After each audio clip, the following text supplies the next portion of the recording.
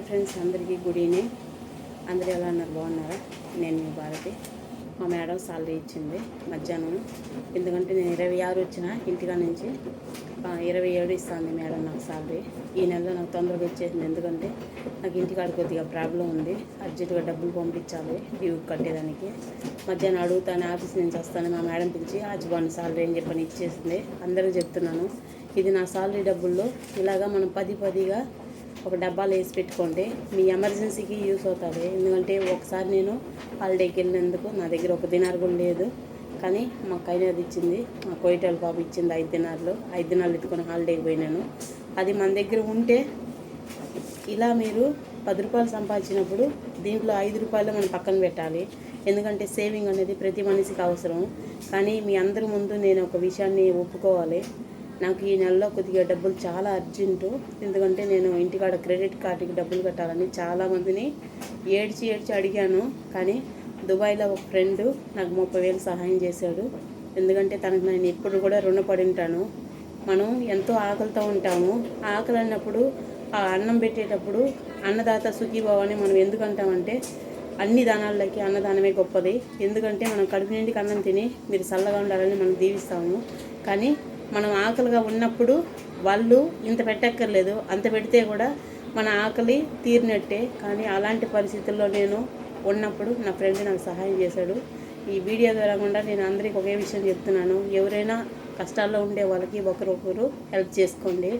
నాకు ఖత్తర్లో ఒక ఫ్రెండ్ ఉంది, లేడీసు, కానీ తన దగ్గర డబ్బులు ఉన్నింది, కానీ ఇవ్వాలని అనుకునింది నాకు. కానీ వాళ్ళ అల్లుడు అడిగేయడని ఇచ్చేసింది. కానీ నా కోసం అయితే ఒక మాట చెప్పింది, ఫ్రెండ్ నువ్వు ఏడవద్దు, నీకోసం నేను ప్రార్థన చేస్తాను, దేవుడు వేరే వాళ్ళ ద్వారా కూడా నీకు సహాయం చేస్తాడు, నీ ఆశ నిజమైతే దేవుడు నీకు తప్పకుండా సహాయం చేస్తాడు, నీకోసం నేను ప్రార్థన చేస్తానని తను నా కోసం ప్రార్థన చేసింది. ఆ ప్రార్థన ప్రతిఫలమే. ఎందుకంటే ఎవరైనా కష్టాల్లో ఉన్నప్పుడు వాళ్ళ కోసం ప్రార్థన చేయండి. వాళ్ళు సూసైడ్ అటెంప్ట్ చేసేదానికైనా కానీ వాళ్ళు తయారుగా ఉన్నప్పుడు మనం మాట్లాడే మాట వాళ్ళ కోసం మనం దేవుడి దగ్గర ప్రార్థన చేస్తే తప్పకుండా వాళ్ళ మైండ్ సెట్ అనేది దేవుడు మారుస్తాడు. అది నేను ఒక పాస్టర్ చెప్తా అంటే వీడియో ద్వారా కూడా నేను విన్నాను. నేను కూడా ఎవరైనా ఇబ్బంది అంటే వాళ్ళకి హెల్ప్ చేసేదానికో మాట సహాయం మాట్లాడేదానికో నేను ఆలోచిస్తాను. మీరు కూడా అదేలాగా ఆలోచించండి. ఇంకొక విషయం ఏమంటే, మా ఇంట్లో మా చిన్న నాకు 60,000 ఇచ్చాడు. ఎందుకంటే మనం చేతి బదులైనా వడ్డీకైనా కానీ మన అవసరానికి, మనం దాహంగా ఉన్నప్పుడు చాలామందికి తెలుసు, మన ఆఖరి ఊపిరి పోయేటప్పుడు తులసి నీళ్ళు గొంతులో దిగేదానికి అందులో వాళ్ళు ఫ్యామిలీకి సంబంధించిన వాళ్ళు అందరూ పోస్తారు. అలాగా నేను అలాంటి పరిస్థితిలో ఉన్నాను నిజంగా. ఎందుకంటే నాకు తను చేసిన సహాయం నా జీవితాంతం ఎప్పుడు మర్చిపోను. ఎందుకంటే అలా ఏమంటారు, నాకు ఎంతో అంటే ఎంతో ప్రాబ్లము, కానీ వేరే వాళ్ళకి చెప్పుకోలేను, చెప్పినా కూడా ఎవరు తీర్చరు. కానీ తను నా కష్టాన్ని అర్థం చేసుకొని నా కూడా పుట్టిన నా తమ్ముళ్ళలాగా నాకు సహాయం చేశాడు. నేను అడిగాను, కానీ అడిగినప్పుడు దొరకలేదు. అక్క అడుగుతాండ, ఎక్కడ కుదరలేదు అక్క అన్నాడు. కానీ నేను నిన్న అడగకుండానే తను నా అకౌంట్కి 60,000 డబ్బులు పంపించి అక్క పంపించేసానని బిల్లు పెట్టాడు. ఈ విషయాన్ని మాత్రం నేను అందరి ముందు ఎందుకు చెప్తున్నా అంటే, మనకు ఒక కష్టం అన్నప్పుడు మన ఫ్యామిలీ వాళ్ళు మనతో ఉండరు, మనం ఎక్కడో ఉంటాము, కానీ మనతో ఉండే వాళ్ళే మన ఫ్యామిలీ. కానీ నా బాధ తను అర్థం చేసుకొని నా కోసం తను వేరే వాళ్ళ దగ్గరికి వెళ్ళి అప్పు తీసుకొచ్చి ఇచ్చాడు. అప్పు అయినా కానీ ఒక్కోసారి సమయానికి మనకు దొరకదు. కానీ ఆకలి ఊపిరి పోయేటప్పుడు తులసి నీళ్ళు ఎలా పోస్తారో అలాగా తను నాకు పోసినట్టు అనిపిస్తుంది. కానీ తనకు ఒక ఇబ్బంది అన్నప్పుడు నేను అందరి ద్వారా కూడా చెప్తున్నాను, తను నా తమ్ముళ్ళలాగా. నాకు అతను చేసిన సహాయానికి లైఫ్లో ఎప్పుడైనా కానీ అతనికి అలాంటి పరిస్థితి వచ్చినప్పుడు తప్పకుండా నేను సహాయం చేస్తాను. ఎందుకంటే నా చేతులు కూడా నేను ఎంతోమందికి చేశాను, కానీ నేను చేసిన వాళ్ళు నాకు తిరిగి చేయలేదు. కానీ వాళ్ళు ఎవరో తెలియకుండా ఉండే వాళ్ళే నాకు ఈ పొద్దు నాకు సహాయం చేశారు. కానీ ఖత్తర్లో ఉండే నా ఫ్రెండు ఒకే మాట చెప్పింది, అమ్మ ఎవరైనా కష్టం అంటే వాళ్ళ కోసం నువ్వు ప్రార్థన చెయ్యి, దేవుడు నీకోసం ప్రార్థన చేస్తాడు, వేరే వాళ్ళ ద్వారా కూడా నీ కార్యం జరుగుతుంది అట్లని చెప్పింది. 1వ తారీఖు లోపలే జరుగుతుంది అనింది. నా ఫ్రెండ్కి నిజంగా నేను థ్యాంక్స్ చెప్పుకోవాలి. నేను ఎంతో కుంగిపోయి నలిగిపోయి ఉన్నాను, మనసు లోపలే ఏడ్చి నాకు చాలా అంటే నాకు ప్రెషర్ ఎక్కువైపోయి హాస్పిటల్కి కూడా పోయి వచ్చాను. అందువల్ల ఇప్పుడు నాకు ఆరోగ్యం బాగుంది, నాకు డబ్బులు కుదిరింది. మా మేడం ఈరోజు సాలరీ కూడా ఇచ్చేసింది. ఇది నాకు ఎంతో హెల్ప్ఫుల్. ఎందుకంటే 1వ తారీఖు లోపల కడితేనే నాకు 2,000 మిగులుతాయి, 1వ తారీఖు పైన కడితే 2,000 ఫైన్ వేసి కట్టాలి. కాబట్టి మా మేడం మధ్యాహ్నం అడుగుతానే నాకు సాలరీ ఇట్లే ఇచ్చేసింది. So happy. మీరందరికి కూడా ఒకే మాట చెప్తున్నాను, మనం 10 రూపాయలు సంపాదిస్తే ఇలాంటి డబ్బుల్లో ఇది ఒకటి తీసి అలా పక్కకు పెట్టండి. మీ ఎమర్జెన్సీకి అది యూస్ అవుతుంది.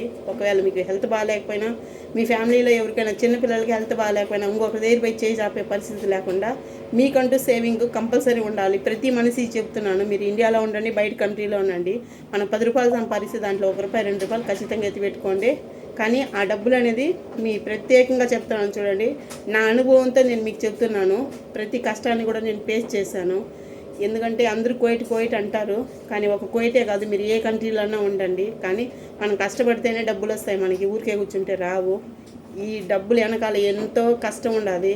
నిద్రలేని రాత్రులు ఉన్నాయి, అనంతని రాత్రులు ఉన్నాయి, ఎంతో ఏడుపు ఉంటుంది. ఎందుకంటే బయట కంట్రీలో పనిచేసే వాళ్ళకి ప్రతి ఒక్కరికి చెప్తున్నాను, ఈ డబ్బులు విలువ వాళ్ళకి తెలుస్తుంది. కానీ కొంతమంది ఇంటికాడ ఉండే వాళ్ళకి డబ్బులు విలువ తెలియదు.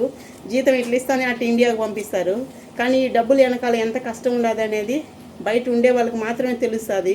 ఇది కన్నీటితో సంపాదించింది. ఏదో ఏసీలో ఉండాలని ఇంటికాడ ఉండే వాళ్ళు అనుకోవద్దండి. కానీ ఈ డబ్బులు వెనకాలంటే మాకు ఎంత కష్టం అనేది అది ఇక్కడ నలిగిపోయే వాళ్ళకి మాత్రమే తెలుస్తుంది. కాబట్టే ఈ డబ్బులు, కష్టపడిన డబ్బులు వేస్ట్ చేయొద్దండి.